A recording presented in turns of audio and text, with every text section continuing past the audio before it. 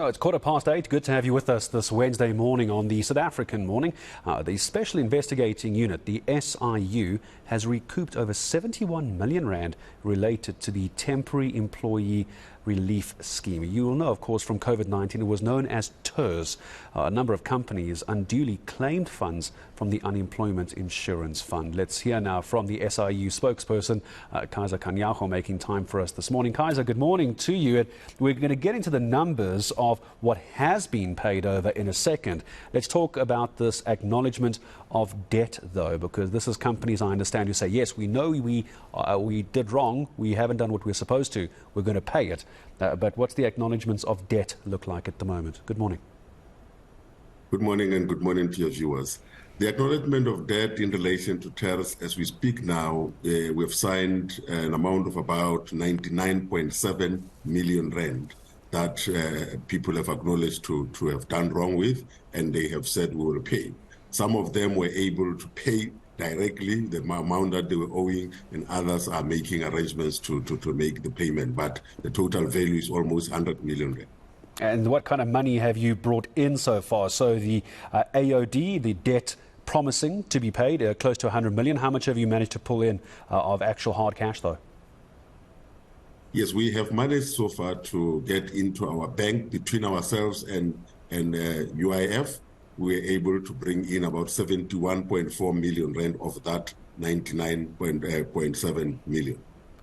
So that's the money that's currently in the bank account. You're going to chase down the rest of it. So is it good enough, do you think, Kaizer, that these companies who have given these acknowledgements of debts, I'm going to call them AODs, but it's clumsy to say the whole time, these AODs, that they just pay back what they owe? What about penalties? What about retribution in cases like this?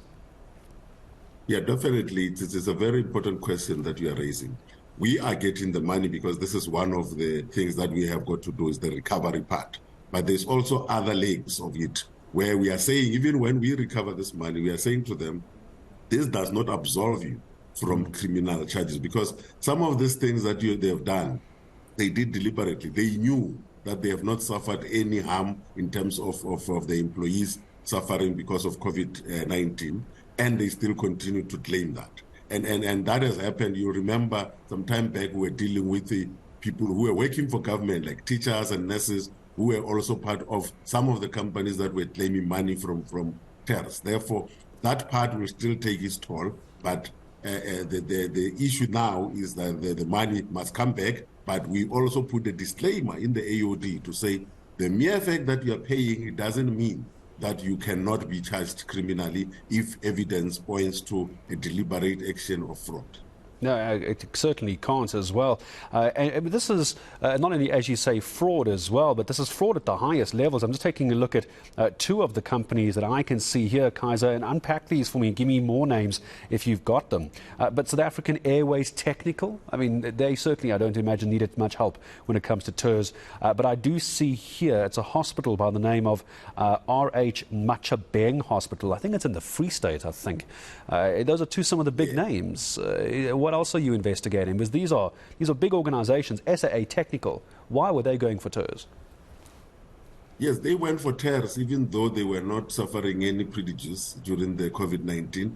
And you can see the amount of money that they had claimed. They have now paid back over 8.8 million rand. And that says a lot about the kind of money that they had claimed.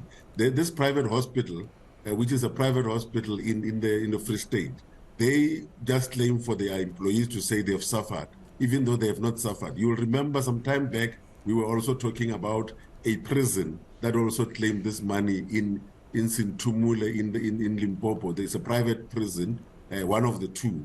The other one is the one that is being talked about with the G4S in the Free State, but the other one is in Limpopo. They also claimed, and we have recovered that money also from them. Therefore, you can see that a lot of people were seeing the loophole, and they never thought that we will come checking. And once we present the evidence to them, they then quickly come and say, no, we can see we were wrong. Can we pay back the money? We say, yes, we want the money back, but we will also have to deal with the other side of criminality and the others that we need to do.